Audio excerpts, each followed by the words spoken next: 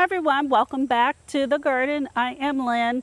So online, you hear a lot of gardening rules, things that you should do or shouldn't do. For example, don't plant when it's hot, or only plant in groupings of 3s, 5s, 7s, etc. Well, those aren't rules, y'all. There are guidelines, and they are guidelines that you need to apply to your soil and your growing conditions. So whether you are a beginning gardener and you're hearing all these different things, or you're a seasoned gardener and you just need to give yourself a little grace, I'm going to go over 7 of the top gardening rules and pointing to reasons why you may want to adhere to the rule, reasons why you may want to modify the rules, or reasons why you may want to skip it entirely. So pay special attention to number 7, because if you grow drought tolerant plants, or if you garden in an area with sandy soil, you're going to want to pay attention to number 7. So over and over you'll hear planting groupings of 3, 5, 7, etc. Well, the truth of the matter is there are people out there who are collectors. They have one of this, one of this, one of this, one of that. Collecting one of a variety of plants is half the fun for those folks. Also, if you are planting along a path or an entryway, up there it's all about symmetry. It'll be one urn, another urn, and a plant and a plant. It's not an environment where planting in 3s, 5s, and 7s, if you're planting for that kind of symmetry, it's not going to work for you if you're trying to do that. And maybe the space does not accommodate 3, 5, or 7. And so you're planting 4, 6, and 8, and that's okay. Give yourself some grace. Don't think that you have to expand a bed to get the 3, 5, or 7, because some of these plants, they grow all together anyway, and no one will know whether it's 3, 5, or 7 plants.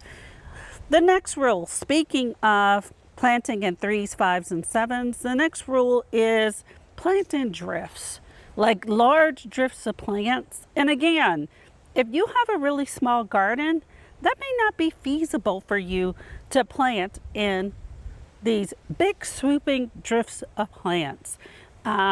It might be 3 or 1, but drifts of 7, 9, 11, that might take up the entire space with just one thing. And for some of us, where's the fun in growing one big swoop of something or 2 big swoops of something, and we miss out on all these other pretties? So there's another opportunity for you to give yourself a little bit of grace. Okay, next, number 3, and I'm trying to keep this straight in my head, but number 3 is you hear people saying use the color wheel.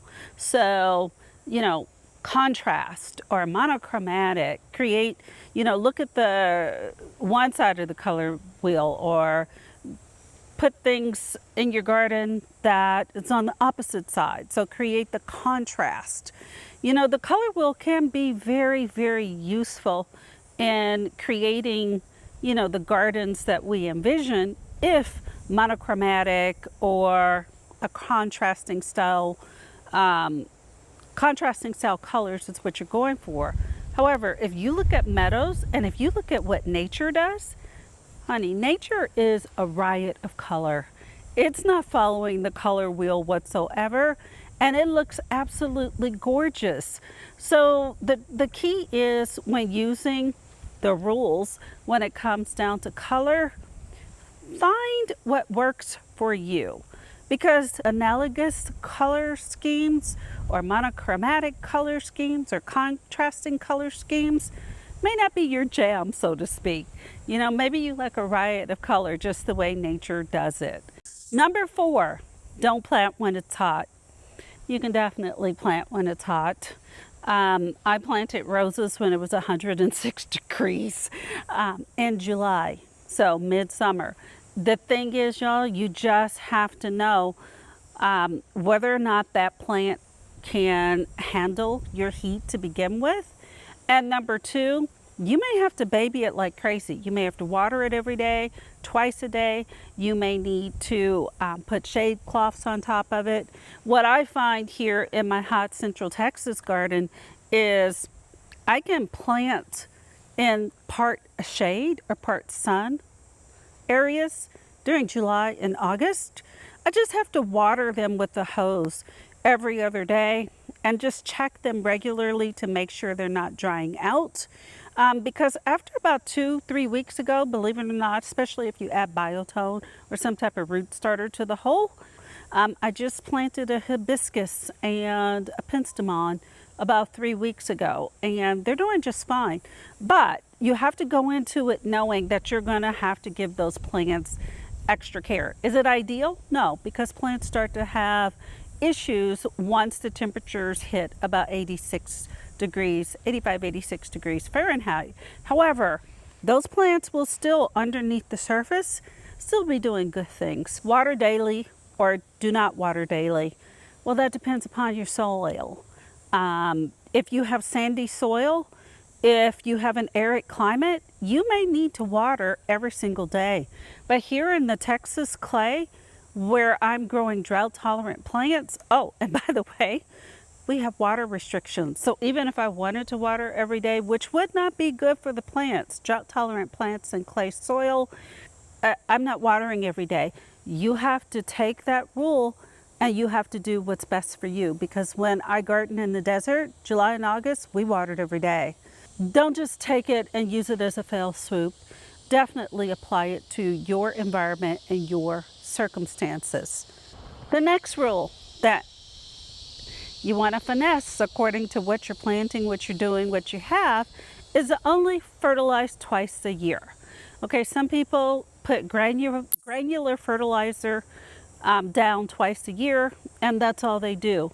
However, if you're growing plants in pots, if you are growing annuals, those plants are very needy. They're going to need more water. They're going to need more fertilizer from you. They're not digging in roots the way, say, Baptisia might, and other plants that get well rooted in so they can sustain a lot. So again, you want to fertilize the plants according to instructions on whatever the product is and your environment, your climate, etc. So don't just take it. If you have sandy soil that is void of nutrients, yeah, and you're watering, yeah, you're going to have to fertilize.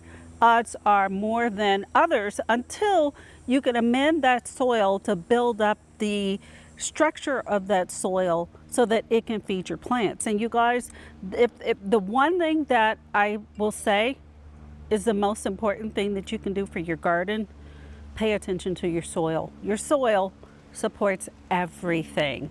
And what that looks like for you may not look the same as someone in California or Florida or New York or Wisconsin or Texas.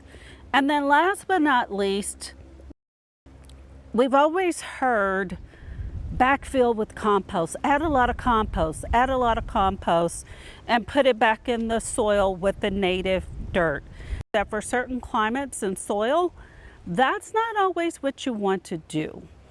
The modern convention says skip amending the hole entirely, or going out about 3 times the width of the hole of the plant that you're digging and amending that entire space, or if you can, amend the entire bed so that the plant roots have some place to spread out to. So your plant doesn't reach a hard wall between the rich soil you just created and your native soil. Rich compost can just hold too much moisture in clay soil. Compost generally helps sandy soil hold on to moisture and nutrients. This is the one rule on the list that we are definitely breaking here in a lot of Central Texas and other parts of the country. So there you have it. Those are the 7 rules that you probably hear over and over and over again. And hopefully this helps you to determine which ones you may want to adhere to and why, and those that you definitely may want to break. As always, y'all, thank you for watching this video. I sincerely appreciate it. And I hope you have a great day in your garden. Bye.